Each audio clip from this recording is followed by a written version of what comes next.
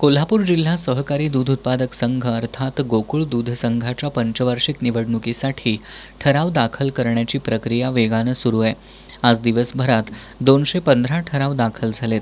आजवर शाहूवाडी तालुक्यातून सर्वाधिक म्हणजेच 131, पन्हाळा तालुक्यातून सर्वात कमी 14 ठराव दाखल झालेत.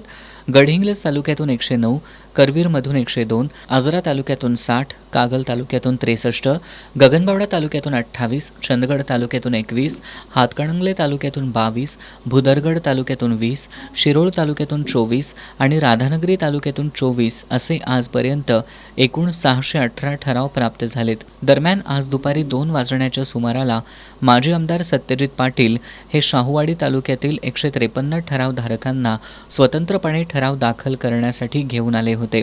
संस्थांचे पदाधिकारी आणि कार्यकर्त्यांशी चर्चा करून निवडणुकीबाबतची पुढील दिशा निश्चित केली जाणार असल्याचं त्यांनी स्पष्ट केलं.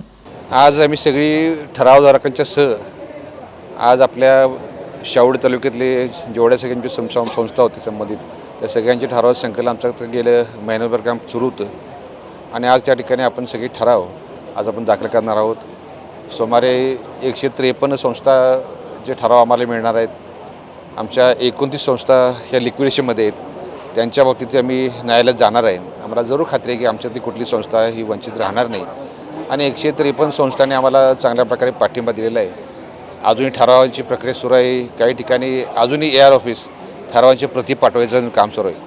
थोडक्यात प्रशासनाचं थोडंसं दुर्लक्ष झाल्यामुळं ग्रामीण भागामध्ये ठरावाची प्रति लवकर पोहोचू शकलेले नाहीत. त्यामुळं थोडंसं उशीर संकलन होते.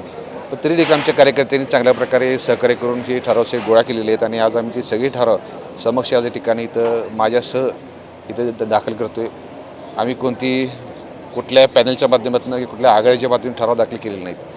आमच्या गटाच्या माध्यमातून सरोकर गट म्हणा किंवा शिवसेना उभाठा गट म्हणा यांच्या माध्यमातून आम्ही सगळे ठराव इथं दाखल केलेले आहेत आणि नंतर लोकांशी चर्चा करून त्या पुढच्या बाबतीत निर्णय घेतला जाईल. आम्हाला जरूर खात्री आहे की या ठिकाणी आमच्या पार्टीचे असलेलं पाठबळ बघून आम्हाला चांगल्या प्रकारे उद्याच्या निवडणुकीमध्ये यश मिळेल. शाहूवाडी तालुक्यातील 29 दूध संस्था मतदानासाठी अपात्र ठरवण्यात आल्याच्या निर्णयावर त्यांनी नाराजी व्यक्त केली. या संस्थांना न्याय मिळवून देण्यासाठी आम्ही सर्वतोपरी प्रयत्न करणार असल्याचा निर्धार त्यांनी यावेळी व्यक्त केला.